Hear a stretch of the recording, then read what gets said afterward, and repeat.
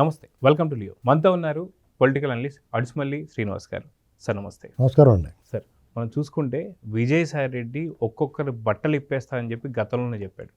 Party వీడి బయటికి వచ్చిన తర్వాత తను చేస్తున్న ట్వీట్ కావచ్చు, మాట్లాడిన ప్రతి మాట కూడా చాలా పెద్ద ఎత్తున సెన్సేషన్ అవుతుంది.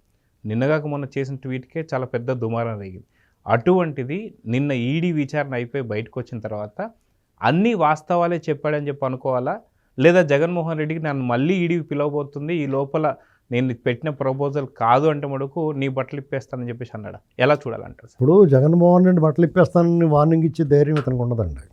ఎందుకంటే అతను బట్టలు ఇప్పేస్తే ఇతను పైకి పంపించేస్తాడు, అందులో అనుమానం లేదు. ఎందుకంటే ఆయన దగ్గర నుండి చూసినోడే కదా. విజయసాయి రెడ్డికి తన అమ్మ పుట్టిలు మేనమామ కరడా అన్నట్టుగా జగన్మోహన్ రెడ్డి కార్యక్రమాల్లో అతని వ్యూహాలు, అతను మైండ్ సెట్, అతని యాటిట్యూడ్, బాడీ లాంగ్వేజ్ అన్నీ తెలిసినోడు కాబట్టి అలాంటి వార్నింగ్లు ఇవ్వడం. అందుకనే ఇతను ఎంతసేపు ఆ క్వార్టర్ మీద పడతా ఉంటాడు. ఆ క్వార్టర్ ఉన్నంత వరకు నువ్వు మళ్ళీ ముఖ్యమంత్రి అవ్వో ఇలాంటి మాటలు మాడతాడు. ఇతని ఉద్దేశం ఏంటంటే ఆ క్వార్టర్ని అందరినీ తోసేయి, నన్ను పిలిచి పక్కన పెట్టుకో, నన్ను దూరం చేసిన తర్వాత నీకు గతి పట్టింది, నిన్ను వాళ్ళు తప్పుదారి పట్టించారు అని చెప్తానే మనకి కూడా ఏం చెప్తున్నాడంటే క్వార్టరీ వల్లే ఇలా జరుగుతున్నాయి, జగన్మోహన్ రెడ్డి తెలిస్తే ఇలాంటి పనులు చేయడం చెప్తున్నాడు కదా. లెక్కర్ విషయంలో కూడా అతను చాలా శుద్ధపోస. అవినీతి అంటే ఏంటమ్మా అని వాళ్ళ పుస్తకం, వాళ్ళ అమ్మ రాసింది కదా పుస్తకంలోనే. అలాంటి వాడు అతను, ఎర్రోడు అతను, ఏమీ ఎరగని ఎర్రోడు అని చెప్తున్నాడు. చూసారా, అప్పుడు ఇంకా డ్యామేజింగ్, జగన్కి డ్యామేజ్ అయ్యి వ్యాఖ్యలు ఏం చేయట్లేదు అతను. రాజకేశ్ రెడ్డి వాళ్ళతోటి వాళ్ళ మీద కసి తీర్చేసుకుంటున్నాడు, వాళ్ళ పని పెట్టేస్తున్నాడు. ఇది జరుగుతున్నది. లోపల చెప్పింది ఒకటి, బయటకు వచ్చి మాట్లాడింది వేరే. ఇతను లోపల మాత్రం కంప్లీట్గా రాజకేశ్ రెడ్డి వీళ్ళు అందరూ అక్కడెక్కడ దాచారు డబ్బులు, వీళ్ళు ఏం చేశారు అన్నీ చెప్పేస్తున్నాడు. అర్థమైందండి. బయటకు వచ్చి అతనికి జగన్మోహన్ రెడ్డికి ఏం చెప్తున్నాడంటే, నేను నీ గురించి ఏం చెప్పలేదు, ఎంతసేపు నా కోపం అంతా ఇళ్ల మీదే అనేటువంటి దాన్ని ఎక్స్పోజ్. ఎందుకంటే బతుకు భయం. అతను జగన్మోహన్ రెడ్డి గురించి నోరు విప్పిన రోజు అదే ఆఖరి రోజు అతనికి. ఎందుకంటే పరకామణి విషయంలో మీరు చూడండి, అతను సతీష్ కుమార్ గారు విచారణకి వాళ్ళ సాక్ష్యానికి వెళ్తుంటే దారిలో మట్టుపెట్టేశారు అతన్ని.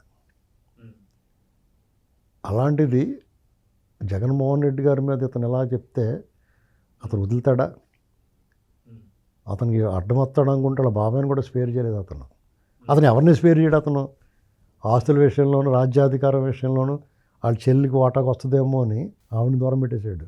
ఆఖరికి వాళ్ళ అమ్మగారిని కూడా దూరం పెట్టేశాడు అతను. రాగద్వేషాలకు అతీతంగా ఎవరు ఇస్తారు ఇటువంటి ఇట్లలో ఏంటండి? అంటే కొంతమంది చంద్రబాబు నాయుడు గారిలో తరహా ఉంటుంది. ఎవరేమనుకున్నా వాళ్ళ పాపన వాళ్ళే పోతారో. రాగద్వేషాలకు అతీతం అంటే అది. ఇతను రాగద్వేషాలకు అతీతం అంటే పైకి పంపించేస్తామే, ఇందులో మొహమాట లేకుండా. నాతోటి ఏ రకంగానూ పోటీ పడలేకపోతున్నాడు అన్నాడు జగన్మోహన్ రెడ్డి. ఖచ్చితంగా నీతోటి ఇలాంటి క్రూరమైన దుర్మార్గమైన ఆలోచనలు ఆయన పోటీ పడలేడు. అందులో ఆయన జీరో. నీలాంటి కక్షా రాజకీయాల దుర్మార్గం, నీచం, నికృష్టమైన పనులు చేయడానికి అసలు ఆయన నీతో కనీసం పక్కన నిలబడతాం కూడా సరిపడాయి యుద్ధంలో. అంతే కదండి. విజయసాయి రెడ్డి వచ్చి కొత్తగా చంద్రబాబు నాయుడు గారు కితాబు ఇవ్వటం, నువ్వు చాలా మంచివాడు అని కితాబు ఇవ్వటం, ఇవన్నీ. ఇప్పుడు విజయసాయి రెడ్డి నేరస్తుడండి. అతను అనేక కేసుల్లో ఎటుగా ఉన్నాడు. ఇప్పుడు ఈ కూటమి ప్రభుత్వం వచ్చిన తర్వాత ఈయన డైరెక్ట్గా బుక్ చేయలేదు, కానీ అదే చాలా మందిలో అసంతృప్తి ఉంది. వైజాగ్లో చాలా భూ కబ్జాలు ఖచ్చితంగా చేశాడు. నువ్వెవరు? నీ బతుకేంటి? 2004 ముందు నువ్వెవరు? నువ్వేంటి? 2004 తర్వాత జగన్మోహన్ రెడ్డితో కలిపి నువ్వు కొల్లగొట్టేసిన సొమ్ము జగన్మోహన్ రెడ్డికి ఎంత వెళ్ళింది, నువ్వెంత పక్కన పెట్టుకున్నావు? తర్వాత 14 నుంచి కూడా వైజాగ్లో అతను ఎప్పుడైతే రాజ్యసభకి వెళ్ళాడో అప్పటి నుంచి వైజాగ్లో దుకాణం పెట్టాడు. తర్వాత మీరు అధికారంలోకి వచ్చిన తర్వాత వైజాగ్ ప్రాంతంలో నువ్వు కొల్లగొట్టేసిన, మీ అమ్మాయి పేరుని కొల్లగొట్టేసిన భూములు అంతుందా? మీరు ఏదైనా బొడ్డోడు మీ బాబు సంపాదించి పెట్టింది ఇది అంతానే. నువ్వు ఏ వ్యాపారం చేసావు, నీ ఎన్ని సంపాదించావు? నువ్వు ఎక్కడిది ఇదంతా? అధికారాన్ని అడ్డం పెట్టుకుని అది కవచంలా తీసుకుని మీ దౌర్జన్యం, దుర్మార్గాలు జగన్ చేసి అకృత్యాలు చూసి భయపడే జనం నీ జోలికి కూడా వస్తాం మానేశారు. అన్నట్లుగానే ముఖ్యంగా సింహాచలం దేవస్థానం అనువంశిక ధర్మకర్తలైన అశోక్ గజపతిరాజు గారి వ్యవహారంలో నీవు వ్యవహరించిన తీరు, ఆ పాపం నీ జన్మలకి నేను వెంటాడుద్ది. అంత పాపం చేసాడండి ఆయన్ని. సౌమ్యుడు, దాత, వేలాది ఎకరాలు, వేలాది కోట్లు ప్రజలకి ఆయా తృణపాయంగా ఇచ్చేశారు.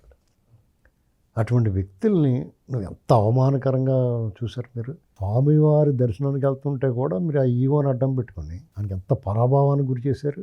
ఎవరినో తీసుకొచ్చి మానసా ట్రస్ట్కి అసలు సంబంధం లేకుండా వాళ్ళ అన్నగారు వదిలేసిన భార్య కూతురిని తీసుకొచ్చి ఎంత దారుణంగా చేశారు మీరు. ఇది ఏమన్నా మర్చిపోతారు అనుకున్నారా? జగన్ మంత్రివర్గంలో మంత్రి చేత ఎంత అనుచితంగా మాట్లాడించారు. అందులో నీ పాత్ర ప్రజలు ఎప్పట్లో మర్చిపోతారా? ఈ వాళ్ళను శుద్ధపోసుకోవాలని చెప్పి బీజేపీలో చేరిపోదాం లేదో ఏదో రకంగా కూటమిలో దూరేద్దాం అనుకుంటే నీకు ఎంట్రీ ఎలా ఉంటుంది అనుకున్నావు? నీకు ఎంట్రీ లేదు కాబట్టి బీజేపీలోకి వెళ్దాం అనుకున్నావు. బీజేపీలో డెఫినెట్గా వద్దులేవయ్యా నువ్వు వాళ్ళు వద్దంటున్నారని చెప్పుకుంటారు నీకు.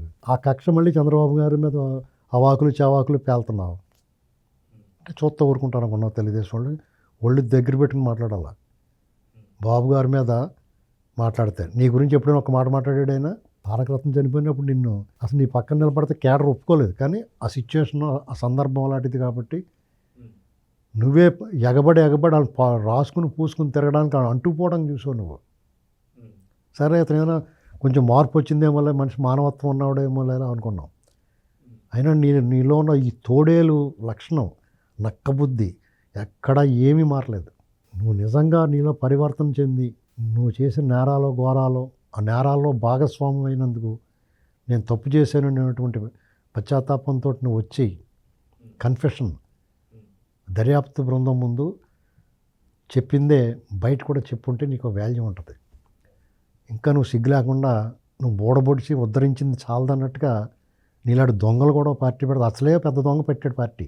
అందులో ఆ ముఠా చీలిపోయి మళ్ళీ నువ్వు వచ్చి ఇంకో దొంగోడు పార్టీ పెడతామంటే ఈ ఆంధ్రప్రదేశ్ ప్రజల దురదృష్టం కదా. ప్రజలందరూ ముక్త కంఠంతో ఎన్నికల కమిషన్కి ఫిర్యాదు ఇవ్వాలి, ఇటువంటి దొంగల పార్టీ పెడితే ఒప్పుకోకండి. మన ప్రజాస్వామ్యంలో ప్రాథమిక హక్కుల పరంగా నువ్వు పార్టీ పెట్టచ్చు, ఇవన్నీ ఉంటాయేమో. ప్రజలందరూ తీవ్రంగా వ్యతిరేకిస్తే నువ్వు సచిన పెట్టకూడదు. నువ్వు ఎవరిని ఉద్ధరిద్దామని పార్టీ పెడితే వ్యవసాయం చేసుకుంటాను పోతామంటే ప్రజలు ఏమనుకున్నారంటే సర్లే పోతే పోనీ కేసులు అయితే వెళ్తే ఎప్పుడో శిక్ష అనిపిస్తాడులే పోనే అనుకున్నారు. నువ్వు ఇంకా సిగ్గు లేకుండా మళ్ళీ పార్టీ పెడతాను ఎవరిని ఉద్ధరిద్దామని, నువ్వేం పీకుదామని పార్టీ పెడుతున్నావు. పైగా ఇతర తీర్పులు ఇచ్చేస్తాడు, ఇతర డెసిషన్లు చెప్పేస్తాడు, భవిష్యత్తులు చెప్పేస్తాడు. కూటమి కలిసి ఉన్నంతకాలం జగన్మోహన్ రెడ్డి అధికారంలో రాలేడు. అది నువ్వు చెప్పేది ఎవరికైనా తెలుసు. కూటమి విడగొట్టాలనే ప్లాన్ కూడా ఇచ్చింది విజయసాయి రెడ్డి అనేది చాలా. ఇప్పుడు కూటమిని విడగొట్టగలిగిన వాడిని నేనేను, నువ్వు నన్ను దగ్గర పెట్టుకో. దగ్గర పెట్టుకుంటే కూటమిని ఎలా విడగొట్టాలో నాకు తెలుసు. గతంలో బాత్రూమ్ దగ్గర కాపలా కాసి ఎలాగైతే ఎడగొట్టానో బీజేపీని టీడీపీని అలాగే ఎడగొట్టడానికి నాకు నా చరిత్ర ఉంది నాకు అని నువ్వు చెప్తున్నావు. నువ్వు కాదు హరిహర బ్రహ్మరుద్రాలు వచ్చి నా పని జరగదు. ఎందుకంటే విన్ విన్ సిచ్యువేషను అవసరం అనేటువంటి మనుషుని కలుపుతుంది. ఆ కూటమిలో ఉన్న పార్టీలకి అందరికీ ఒకళ్ళ అవసరం ఒకళ్ళకి ఉంది అంతే. దాంట్లో అప్పీల్ లేదు దానికి. రాష్ట్ర ప్రజల భవిష్యత్తు బాగుండాలంటే మనం కలిసి ఉండాలి. మనం కలిసి ఉండాలంటే మనం కాంప్రమైజ్ అవ్వాలి, కలిసిమెలిసి పని చేయాలి, ఒకరినొకరు గౌరవించుకోవాలనేటువంటి వాళ్ళు పూర్తి అవగాహన ఉంది. నీలాంటి జాకాల్స్కి నక్కలకి తోడేళ్ళకి ఛాన్స్ ఇవ్వరాళ్ళు. మీ కథ ముగిసింది. మీరు వార్ధక్యం వచ్చింది, మీరు వానప్రస్థం స్వీకరించాలి. నువ్వు అన్నట్టుగా వ్యవసాయానికి వెళ్ళకపోతే అడవులకి వెళ్ళి తపస్సు చేసుకో, లేదంటే ప్రశాంతంగా ఇంట్లో కూర్చో. మీకు ఎంత సిగ్గులేదు మీ బతుక్కి. మీ వల్ల జైలు పాలైన రామలింగరాజు గారిని చూసి ఆయన ప్రజలకు ముఖం చూపించలేకపోతున్నాడు. పాపం ఆయన ఏం తప్పు చేయబోయినాన్ని. మీరు ఇన్ని వేల కోట్లు కొల్లగొట్టేసి రాష్ట్రంలో అరాచకం చేసి అనేక మంది చావులు కారకులై రాష్ట్రాన్ని 10 ఏళ్ళు వెనక్కి తీసిపోయిన ముఠాలో బృందంలో సభ్యుడు నువ్వు. ఇవాళ వచ్చి నేను శుద్ధపోసనే వాళ్ళే దొంగ నా కొడుకులు అని చెప్తుంటే వింటా కూర్చుంటారనుకుంటున్నారా? నువ్వు మాట్లాడుతూ ఊరుకుంటామా మేము? కాబట్టి చంద్రబాబు నువ్వేమన్నా మాట్లాడుకో, చంద్రబాబు గారి గురించి కానీ లోకేష్ గారి గురించి కానీ సామాజిక వర్గాల గురించి కానీ నువ్వేమన్నా నోరెత్తి ఓవర్ యాక్షన్ చేస్తే చాలా తేడాగా ఉంటుంది. అది గుర్తుపెట్టుకోవాలి. సో చూద్దాం సార్, ఖచ్చితంగా ఈడీకి సంబంధించిన విచారణలో మళ్ళీ వస్తానని చెప్పేసి అయితే అంటున్నాడు విజయసాయి రెడ్డి. ఈసారి వచ్చి ఎవరు బట్టలు ఇప్పుతారనేది చూద్దాం. ఆల్రెడీ ఇప్పేయండి అతను. వాళ్ళు సమయం కోసం చూస్తున్నారు. ఇక్కడ జగన్మోహన్ రెడ్డినైనా ఎవరినైనా చంద్రబాబు నాయుడు గారు కక్ష రాజకీయాలు చేస్తున్నాడని చెప్తున్నాడు. ఆయన కక్ష రాజకీయాలు చేస్తే వీళ్ళందరూ రోడ్డు మీద ఉంటారా? మీకు మళ్ళీ అవివేకంగాను అనుచితంగాను వాళ్ళు కేసులు పెట్టరు, అక్రమ కేసులు పెట్టరు. అసలు మీ మీద అక్రమ కేసులు పెట్టాల్సిన అవసరం వాళ్ళకి ఏంది? మీ మీదే 30 కేసులు ఉంటే మీరు ఆల్రెడీ దిగిపోయి ఉన్నారు. గజంలో దిగిపోయి ఉంది, మీకు నిండా మునిగిపోయి ఉన్నారు.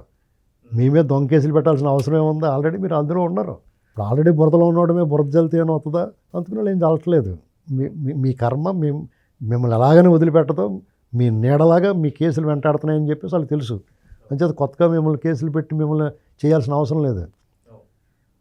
కాబట్టి నువ్వేం కొత్తగా ఏం చెప్పాల్సిన అవసరం లేదు, ఇది తెలియని విషయాలు ఏం కాదు ఎవరికైనా. సో చూద్దాం సార్, నెక్స్ట్ ఈ విషయానికి పెద్ద తలకలు రాబోతున్న సంగతి తెలుస్తుంది. సో చూద్దాం జరగబోతుంది. నమస్తే sir. Please subscribe to Leo News for more videos.